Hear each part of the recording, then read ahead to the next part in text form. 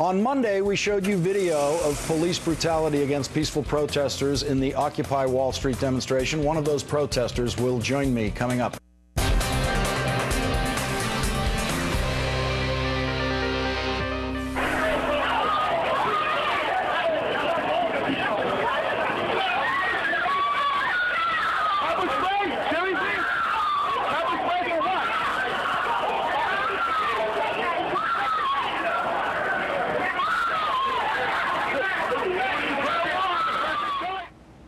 That is the now familiar video first posted on YouTube this weekend that shows the out-of-control police reaction to a peaceful demonstration by the Occupy Wall Street movement.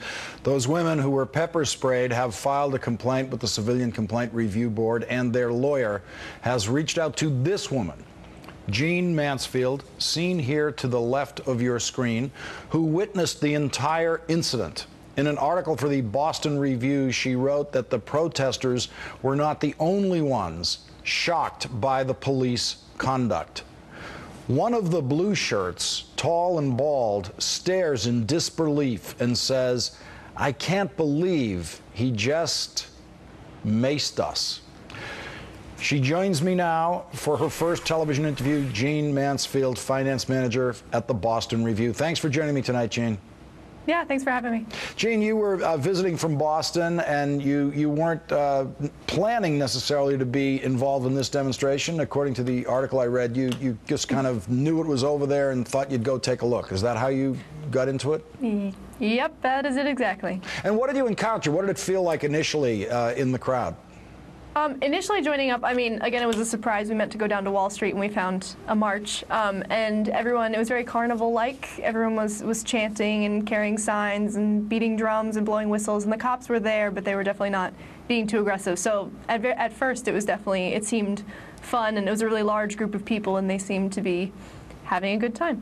And in your article, you write that when the police started taking out the orange plastic nets that they were going to use for crowd control, you say the lighthearted carnival air begins to get very heavy as it becomes clear that we are being corralled.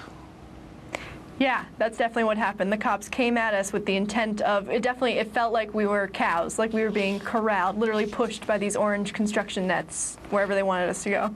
And you make a distinction, and I've made this distinction on the program, that not all of the officers behaved in a violent way or in an out-of-control way. And in your piece, you note that a new group of police officers arrives in white shirts. Did you know that the white shirts indicated that they were commanders, that they were the higher-ranking officers?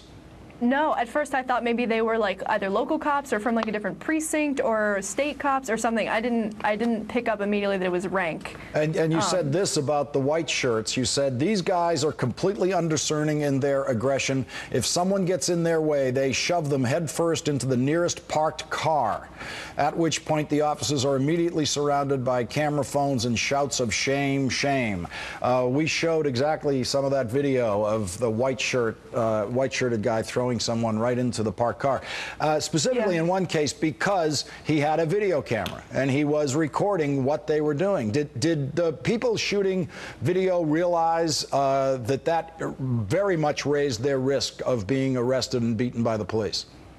I don't think so. I think maybe in sheer numbers. I remember when I was videotaping, the thought crossed my mind, maybe the cops aren't going to like me doing this, but because everyone had their either camera phone or video camera, it was literally, it felt like safety in numbers. It was like, they're not going to attack me because everyone is filming. Now, you said that the blue shirts, which were the lower ranking, the patrolmen, as they call it, that they were not as out of control at all, and they weren't behaving that way until the white shirts showed up. Yeah, I'd say that's totally true. At first, when they started with the orange nets, they were still blue-shirted beat cops or whatever they were, and they weren't pushing people out of the way. They weren't being violent about it. They were definitely trying to corral us still, but they weren't being forceful in an indiscerning way. And what do you think? Could you detect the moment that you thought, okay, this has turned. This is now a place where I don't want to be?